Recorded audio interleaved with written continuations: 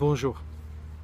Une vidéo pour honorer toutes les femmes qui ont passé dans ma vie.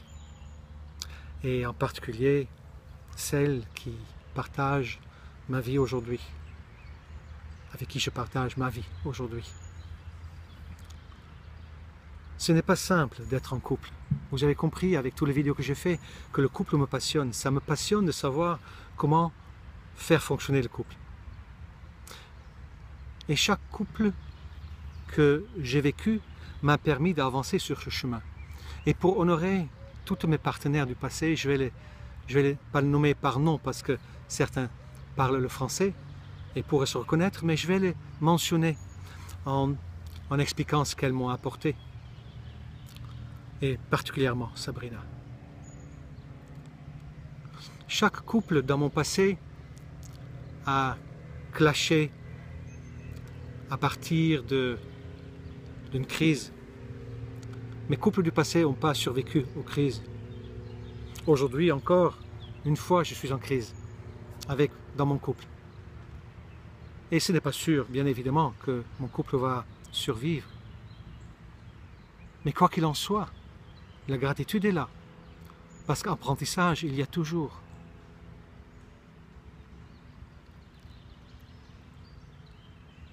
Mais la crise, elle est essentielle parce que j'entends parfois certaines personnes dire qu'ils sont bien en couple. Très rarement, mais ça arrive et que tout coule comme ça. Et je me pose la question. Parce que ce que moi je constate, c'est que les couples que je vois comme ça, il y a des choses non réglées et qu'on peut dire stagnantes. C'est-à-dire comme des compromissions, des compromis qui se font de part et d'autre et qui permettent quelque part de guérir ou de nourrir, pas que de guérir, mais de nourrir l'enfant blessé. Et ça peut durer très très longtemps comme ça.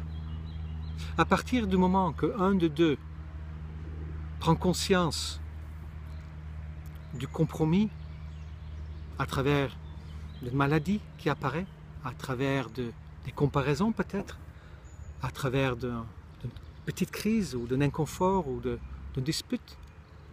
À partir de là, quand un des deux partenaires commence à avancer, mais les crises sont inévitables, puisque chacun va apprendre à trouver sa juste place et va commencer à se réparer consciemment ou inconsciemment. En tout cas, l'objectif c'est de se réparer.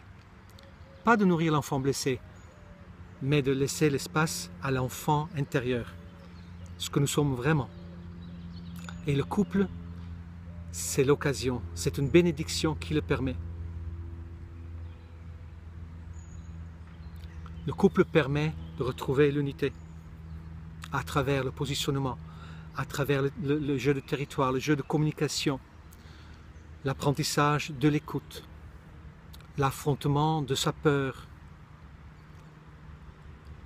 Et bien sûr, moi aujourd'hui, même si mon couple, je ne sais pas si elle va survivre à cette crise, c'est jamais gagné. Moi j'ai très envie de continuer parce que je pense que chaque couple a le potentiel en soi pour arriver jusqu'au bout et de devenir un couple extraordinaire. Peu importe la différence d'âge, peu importe la différence de culture, peu importe la différence de vécu. Mon tout premier couple, c'était ma maman. Elle est partie quand elle avait 47 ans et moi j'en avais 22.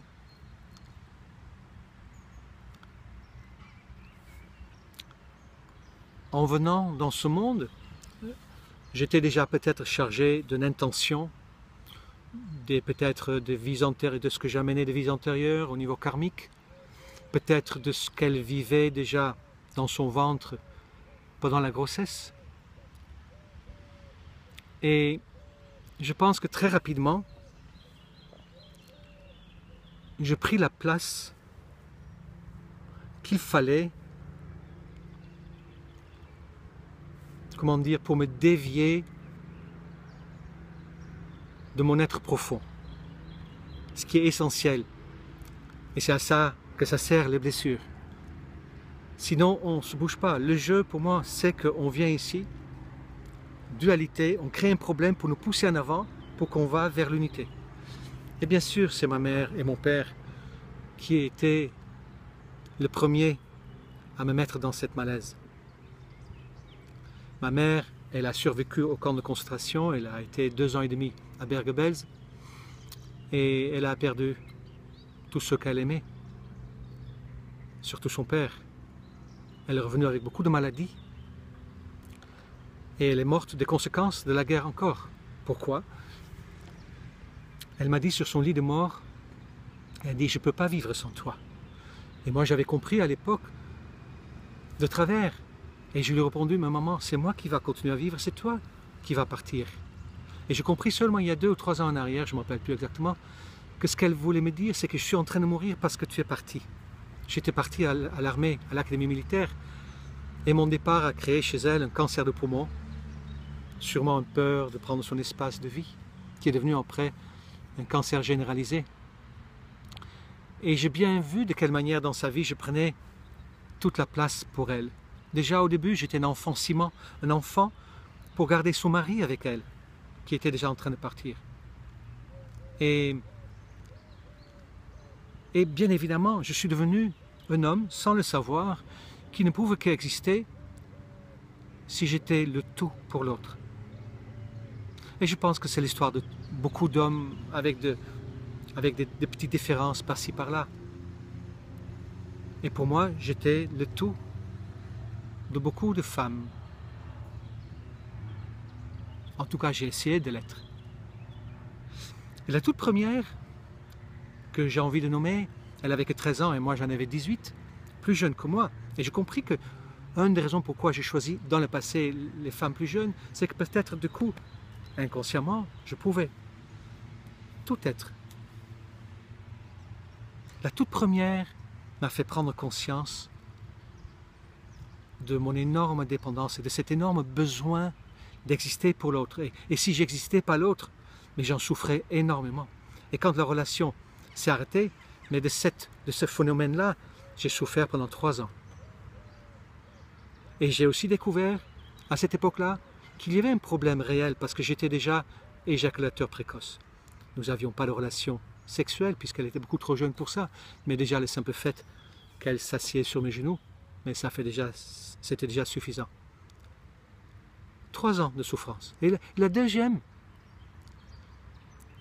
elle avait 15 ans quand j'en avais 24. C'est elle qui m'a séduite, aussi très mature. La deuxième, on est restés 3 ans ensemble. Jamais eu de relations sexuelles. On a eu des découvertes, des explorations sexuelles, parce que j'avais du retard. J'étais très en manque, très en difficulté par rapport aux femmes. Et avec elle, avec qui j'ai toujours un peu de contact, après tant d'années, très tendrement, avec elle, j'ai pu découvrir un petit peu. Mais j'ai découvert surtout cette possessivité, cette souffrance liée au fait qu'il pourrait y avoir quelqu'un d'autre que moi. Et on était souvent dans de petites crises qui à l'époque n'étaient pas du tout guérisseuses, mais qui étaient là pour essayer de nourrir l'enfant blessé. À l'époque, je n'avais pas la conscience qu'il fallait au contraire nourrir l'enfant intérieur et qu'il y avait une guérison à atteindre. Et nous sommes restés ensemble jusqu'au moment que je suis arrivé en France. Et quand je suis arrivé en France, j'étais complètement perdu par rapport aux femmes. Il y a eu beaucoup de relations entre-temps, de relations toutes très douloureuses par rapport à ma difficulté avec mon intimité, le fait que j'étais vraiment pas sûr de moi et que j'avais créé quelque part une castration intérieure par fidélité à ma mère pour surtout ne pas pouvoir rencontrer une femme qui peut me combler comme elle pouvait me combler. Et après, il y avait à un moment donné, il y avait même 3 filles en même temps, mais la plus importante, c'était pareil, elle avait déjà quelqu'un d'autre. Et je ne voulais plus tomber amoureux parce que j'avais déjà souffert de 6 ans de douleur. Chaque femme m'a provoqué 3 ans de souffrance. Disons, c'est moi qui avais la souffrance en moi, mais ces souffrances étaient vraiment le fait que je n'existais plus pour elle. Et avec elle, c'était horrible. C'était la souffrance qui m'a provoqué toutes ces maladies en 86, l'une après l'autre, qui m'ont mis en dépression. Et c'est grâce à elle que je me suis mis en chemin. Je pense que j'avais déjà un cheminement spirituel, mais il était plus ésotérique, je dirais, ou théorique. Mais là, ça m'a mis vraiment en chemin. Et je la remercie pour ça, même si j'en ai souffert encore 3 ans. Le martyr, elle était tellement belle, comme toutes les autres. Ensuite, j'étais avec un autre. Et je suis resté 3 ans avec elle. Elle a eu une fausse couche de moi. Elle voulait construire avec moi. Elle a pleuré, elle voulait avec moi. Mais moi, je m'étais coupé de ma sensibilité. J'avais enfoui la possibilité de souffrir encore une fois. Ça faisait trop. Ça faisait trop chaque fois. Et nous nous sommes séparés à partir de là. J'étais donc quelque part plus atteignable. Et ensuite, il y avait la compagne avec qui je suis resté pendant 21 ans, que j'aime encore aujourd'hui. 21 ans. 21 ans qui m'ont permis d'apprendre à l'aimer, mais sans avoir jamais tombé amoureux, réellement. Mais l'aimer, oui. 21 ans dans lesquels tout doucement, tout a glissé. Je faisais mon cheminement, j'ai vécu mon éveil, j'étais heureux, mais il n'y avait pas, ou plus, ou presque plus, de puissance masculine en moi. Donc pas ce qu'il me fallait comme relation intime. Elle y était pour rien, même si c'est complémentaire. Et je commençais à souffrir de plus en plus de choses que je ne savais pas exactement ce que c'était. Et quand nous nous sommes quittés,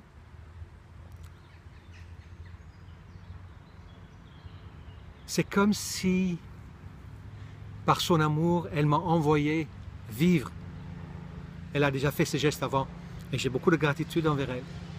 Comme si, ok, j'étais là, j'étais accompagné, tu m'as accompagné aussi. Mais maintenant, pour aller plus loin, va-t'en. Et je suis parti. Il n'y a pas eu de désaccord. Et ensuite, je suis tombé fou amoureux d'une femme, juste avant Sabrina. Et cette femme m'a permis d'ouvrir ce que j'avais fermé 20 ans auparavant. Un jour, elle m'a dit sur une plage, tu peux montrer ta vulnérabilité, tu peux être dans ta vulnérabilité avec moi. Vas-y, laisse-toi aller. Et ce que j'avais fermé à l'époque, parce que celle, à l'époque, m'a dit la même chose, et quand je me suis laissé faire, elle m'a quitté. Donc je me suis fermé comme une huître, jusqu'à il y a donc 3 ans et demi, 3 ans. Et quand elle m'a dit ça, c'est vraiment un digue, un barrage qui s'est cassé et tout est sorti. Et je me suis laissé aller et j'ai tout dit et j'ai tout déballé et j'ai...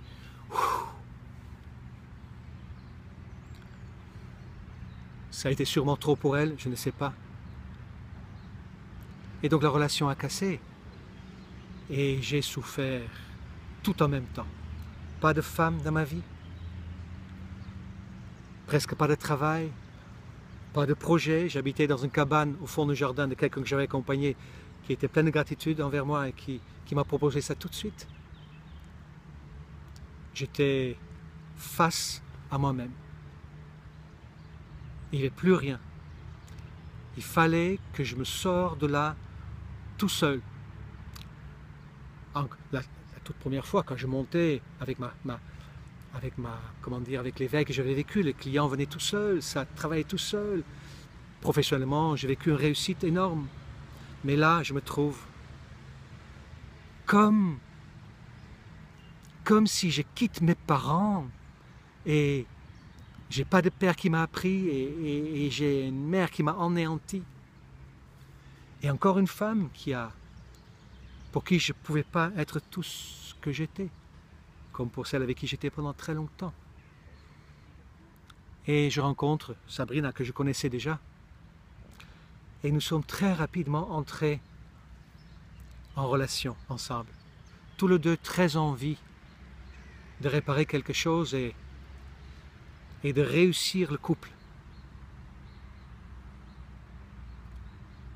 Et même si je commençais déjà avec celle avant de retrouver ma puissance d'homme, quand je l'ai quittée, ça a été remis à zéro. Et toute ma gratitude envers Sabrina, c'est ça. C'est une femme avec une grande puissance, une grande force, une grande volonté, et qui n'est pas tombée sur la bouche et qui sait ce qu'elle veut et ce qu'elle ne veut pas. Et très rapidement, sa résistance m'a permis de grandir et j'ai trouvé avec elle ma puissance d'homme.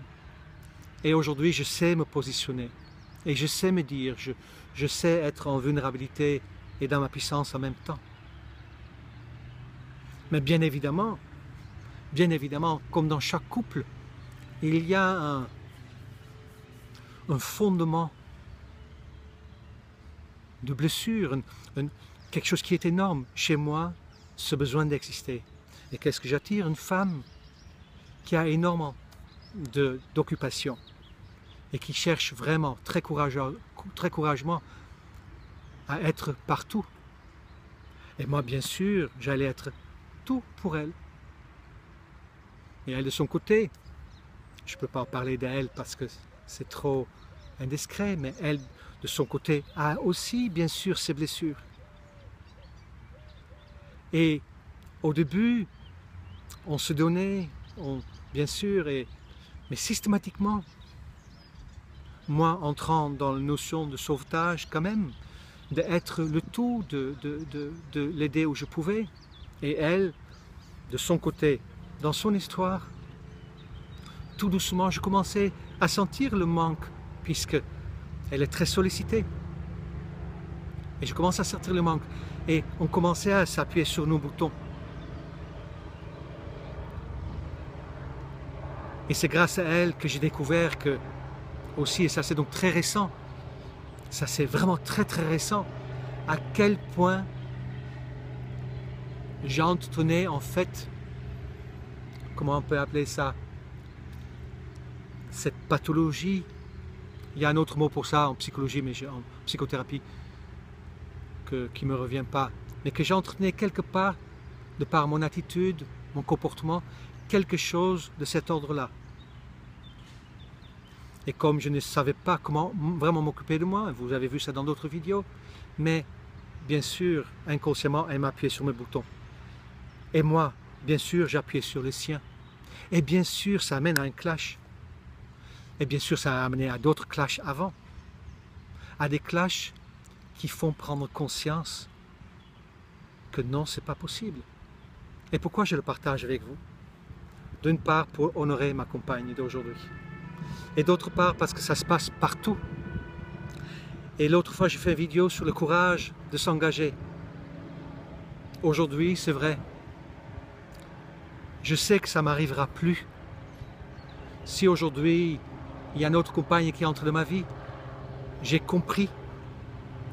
Et je sais exactement comment faire pour ne pas le répéter, grâce à tous ceux que j'accompagne, les miroirs, les messages. Et j'ai compris aussi comment ne pas entrer dans la blessure de l'autre, de ne pas enclencher ce bouton. Puisque le bouton que j'enclenche chez l'autre, c'est un bouton bien particulier. C'est-à-dire qu'en me retirant, à un moment donné, mais j'assure pas mon rôle d'homme. Mais je sais aussi que si notre couple survit à nos crises, je sais aussi comment faire. Et j'ai très envie de vivre cet état de couple exceptionnel.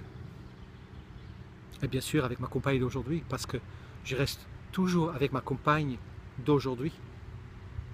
Si elle choisit autrement, je la respecte, bien évidemment. Mais pour moi, le couple est fait pour ça. Une fois que la crise est consommée, que la prise de conscience est faite, que l'inconfort est là, c'est de retrouver le voie de passage. Comment faire pour, je n'ai pas envie de recommencer un scénario comme celle que j'ai vécue, dans tout mon passé, grâce à toutes ces femmes qui m'ont fait souffrir, toute cette souffrance que j'ai vécue grâce ou à cause des femmes. Et le message que j'ai envie de vous apporter, c'est, même si vous êtes en crise, n'abandonnez pas. Nous avons choisi, pas pour rien, ce partenaire-là. Si l'autre veut partir, ok, battez-vous. Faites ce que vous pouvez pour alimenter le lien. Prenez conscience. Faites-vous accompagner si c'est nécessaire. Et trouvez et proposez de nouvelles bases de départ. Et si l'autre ne veut pas, ok. Ok, dans ce cas, une nouvelle aventure commence. Mais moi je dis, n'abandonnez pas. Laissez la vie décider à votre place. Si c'est terminé. Si vous décidez de partir, ça veut dire que c'est peut-être votre ego qui n'arrive pas à trouver la voie de passage ou qui ne veut pas trouver la voie de passage, qui cherche à reproduire ou peut-être juste recommencer avec le bénéfice de tout ce qui a été appris. Peut-être c'est un peu compliqué ce que je dis, mais j'espère que vous entendez. Dans le fond, tout est juste. Je pars, l'autre part, on reste, tout est juste. Mais je suis intimement persuadé que le couple dans lequel vous êtes aujourd'hui, ou le couple que vous allez connaître très bientôt, que ce couple peut vous permettre de trouver ce qu'on peut appeler le nirvana, cet état d'extase à deux, de savourer, je dirais, la manifestation extérieure de l'union à l'intérieur, de votre couple intérieur. Le couple intérieur, le couple extérieur, c'est la même chose. Si vous êtes en crise, prenez un peu de temps et revenez l'un vers l'autre. Voilà, c'est ce que je voulais partager avec vous. Et merci donc à toutes ces femmes qui ont passé dans ma vie pour me faire prendre conscience comment cheminer vers mon 1. J'ai très envie de les nommer, mais je ne peux pas. Donc, en disant merci Sabrina, je les remercie toutes à travers d'elles. Voilà, je vous souhaite une très belle journée. Je vous souhaite beaucoup de courage de continuer. Ou si tout se passe bien pour vous dans le couple, de bien savourer. Voilà, à très bientôt. Au revoir.